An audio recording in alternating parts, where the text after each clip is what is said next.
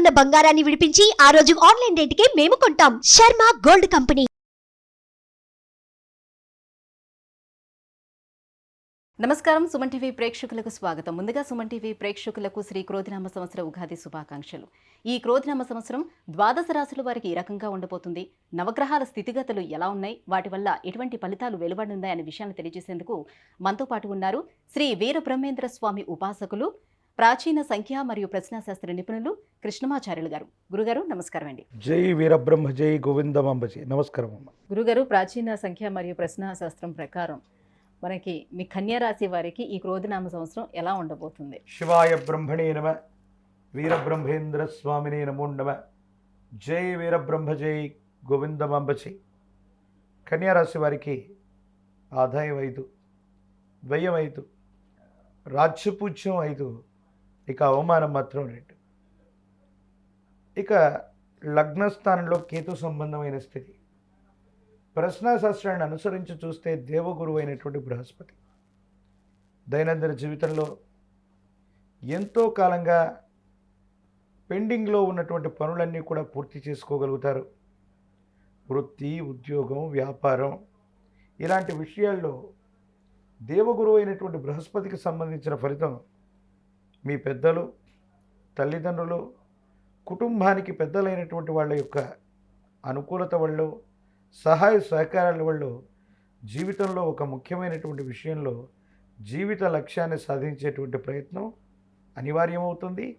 అది సాధించి తీరేటువంటి అవకాశాలు కూడా పుష్కలంగా కనిపిస్తున్నాయి.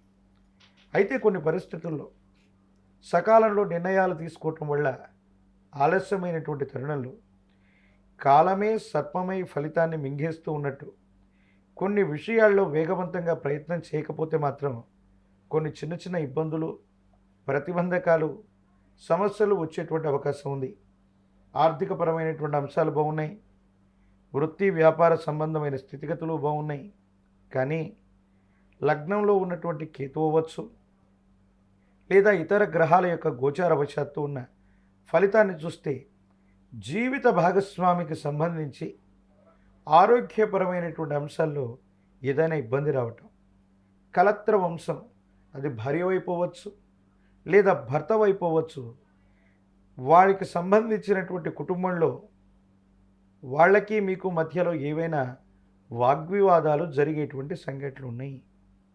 లేదా ఆ వంశానికి సంబంధించినటువంటి వ్యక్తుల్లో ఎవరికైనా సరే ఆరోగ్యపరమైనటువంటి అంశాల్లో తీవ్రమైనటువంటి ఇబ్బందులు పడేటువంటి అవకాశం ఉంది. ప్రత్యేకించి ధనాదాయం బాగున్నప్పుడు, చేసే ప్రతి ప్రయత్నం లాభించినప్పుడు మళ్ళీ మనం ఈ ఉన్నటువంటి ధనాన్ని వేరొక చోట మనం పెట్టుబడి పెడుతూ ఉంటాం. ఇటువంటి పరిస్థితుల్లో స్టాక్ మార్కెట్లు అవ్వచ్చు, జూదం అవ్వచ్చు, సులభంగా ధనాన్ని సముపార్జిద్దామన్న ఆలోచన ఈ రాశి జాతకులు కనుక ఇటువంటి వ్యవస్థల్లోకి వెళితే మాత్రం తీవ్రమైనటువంటి ఇబ్బందులు ఎదుర్కొంటారు. కొన్ని సమస్యలు వస్తాయి. అంటే మంచి చెడుల యొక్క మిశ్రమం ఫలదాయకంగా ఉంది. ఇక ముఖ్యమైనటువంటిది, అనుకూలవంతమైనటువంటి అంశం ఏంటంటే ఎంతో కాలంగా చట్టం, న్యాయ సంబంధమైన వ్యవస్థలు, పరిహారం కానటువంటి పెండింగ్ కేసులు ఏవైతే ఉన్నాయో ఇవి తప్పనిసరిగా మీకు అనుకూలవంతమవుతాయి.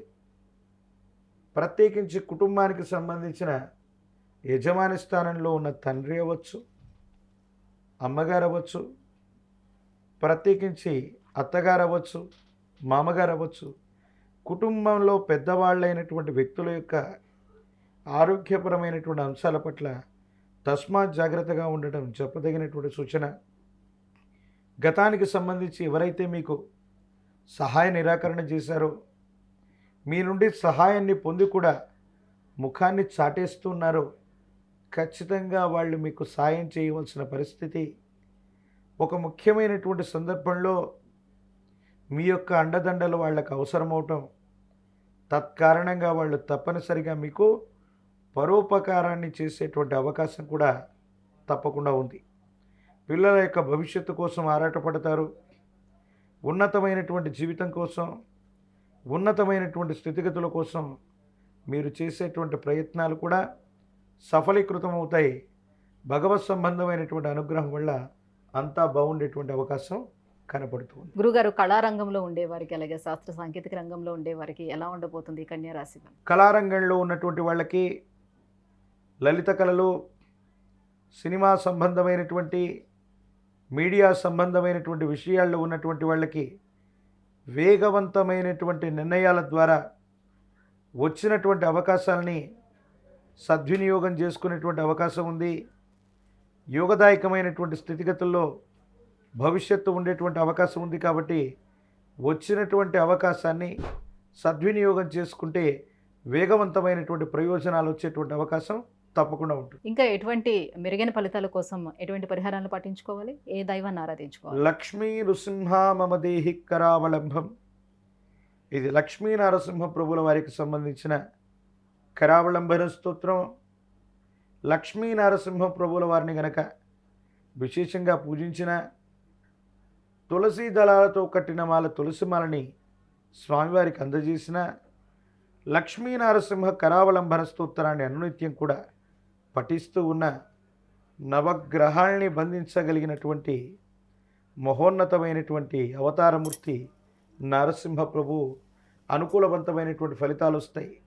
నారసింహ ప్రభుల వారి యొక్క ఆలయ ప్రాంగణం నుండి కానీ, స్వామి మూలమూర్తి నుండి కానీ తీసుకొచ్చినటువంటి గంధాన్ని గనక సింధూరంగా నుదుట భాగాన ధరించగలిగితే యోగదాయకమైన ఫలితాన్ని తప్పకుండా పొందేటువంటి అవకాశం కనబడుతుంది. ధన్యవాదాలు గురుగారు. జై వీరబ్రహ్మ, జై గోవిందమాంబజీ. సుమన్ టీవీలో మీ పర్సనల్ అండ్ బిజినెస్ ప్రమోషన్స్ కోసం కింది నెంబర్కి కాంటాక్ట్ చేయండి.